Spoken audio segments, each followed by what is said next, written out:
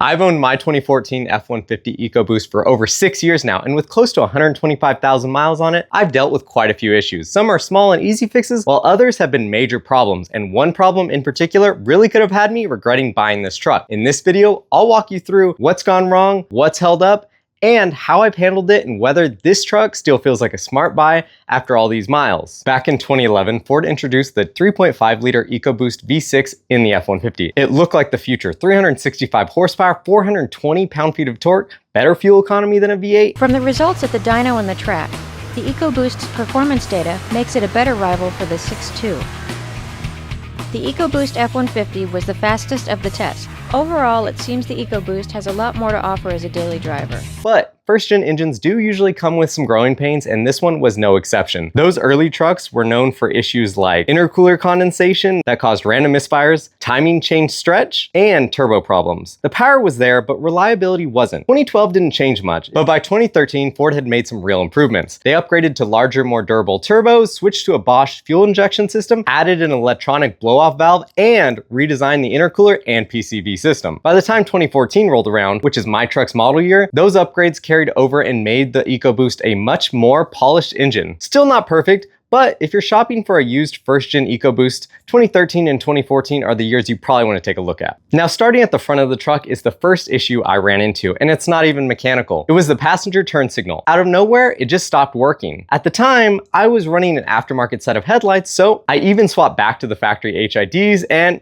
still didn't fix the problem. That's when I realized it was probably a bigger issue and ended up tracing it back to the body control module. Now, replacing that body control module would have been a decent amount of money, and honestly, for a turn signal, I didn't think it was worth it. So I did come up with my own solution. I tapped into the turn signal wire on the passenger side mirror, ran a new wire down to the headlight, and then boom, it was back to working. It's a patch job for sure, but to be honest with you, a few months later, it's still working ever since. So I'll call that a win. Now, not long after I bought the truck, I ran into my first real drivability issue: a misfire under acceleration. I think I pulled the code with a reader at the time, but to be honest with you, it was so long ago, I don't really remember the code. But that's how I knew it was a misfire. In my case, the problem actually turned out to be the spark plugs, and that appears to be a pretty common issue with these EcoBoost motors. Now, replacing the spark plugs wasn't that bad, and after I put in a fresh set of plugs, it actually solved the problem. The misfire was gone, and to be honest, haven't had an issue with it since. But the misfire wasn't the only issue I've had with this engine. Every morning when I start the truck,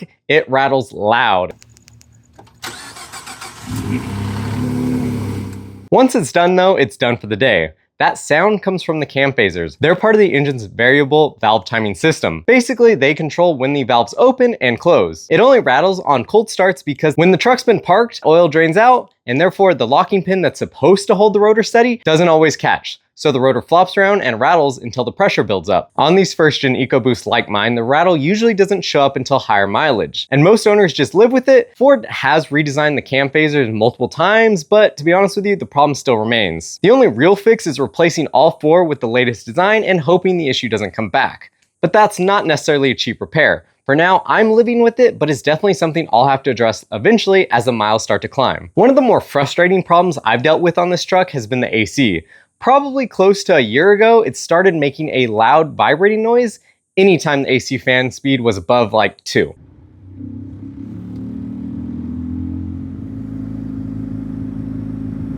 After some research, it appears that the issue is caused by a broken piece of plastic that falls from the air inlet duct into the blower motor assembly. When the plastic piece breaks, it falls into the fan and it makes a loud buzzing or vibrating noise. Basically, the whole cab can feel it. It's really hard to ignore. And the proper way to fix it means removing the entire dash and center console. It's an extremely labor-intensive job, but you can also try to get at it by removing the blower motor and splitting a new inlet housing just enough to swap out the flap that's broken. But even then, it's a serious pain. Most people don't go that far. A lot of owners will just pull the bottom portion of the blower motor out, take out the broken plastic piece, and put it all back together. That will fix the vibration and noise, but that means you can't change the air circulation of the truck with the AC controls. I've just been living with it for now. It's not really a repair that I'm looking forward to tackling, so I've been putting it off.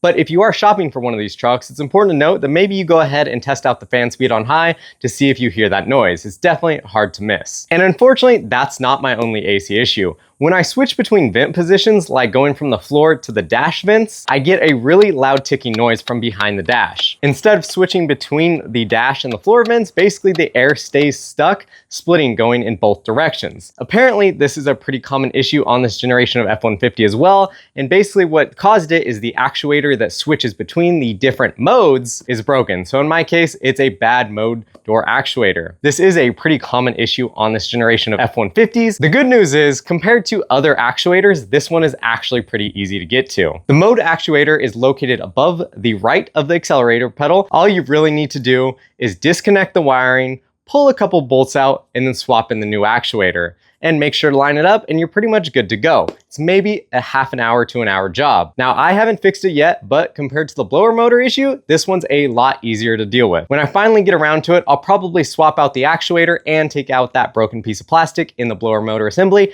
all in the same day. Not long after I bought the truck, the first major issue happened, and it has to do with the transmission. Basically, we went off-roading for the day. We were in two-wheel drive for most of the time, but right at the end, it did get a little bit more tricky, so we switched to four-wheel drive, and that's when the issue started. Well, technically, it was actually when we switched back to two-wheel drive. The truck jerked really bad, and then went into limp mode. The truck wouldn't shift past third gear. We had to drive all the way home in the slow lane, getting passed by semis. I can tell you, that was not a fun experience. When I took it to the Ford dealership, they tore apart the transmission and found out it pretty much blew itself up. The sprag, which is a critical internal component, had basically broken and went through the whole transmission, sending metal through the entire system, which destroyed the planetary gears, burnt up the clutches, and even damaged the valve body.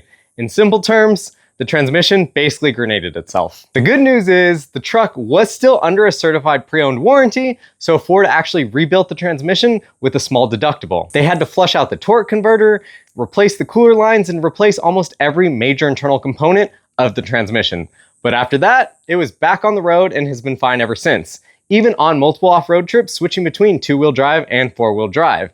If I had to pay for that out of pocket, it would have been incredibly expensive. We're talking thousands of dollars, so I'm lucky that that was covered under warranty. But moments like that really have you thinking twice about buying a used truck. So if you're thinking about buying one, maybe consider that extended warranty coverage. So would I buy this truck again? For me, the answer is a big yes. This trimmer isn't going anywhere. Most of the little stuff, like the turn signals, spark plugs, or even the AC issues, are just part of owning an older truck. The transmission was the only real repair that almost had me regretting this purchase, but with the warranty coverage, it's been solid ever since. And if you're shopping for one, I'd say as long as you're comfortable turning a wrench or you can buy an extended warranty, you should be good to go. If this video helped you out in any way, hit that like button. It helps other F-150 owners or potential F-150 owners find this video. And if you want to see all the mods that helped me make my truck feel new again, go ahead and check out this video right here on screen. Or go ahead and check out this playlist where I show you every F-150 upgrade that we've made a video about.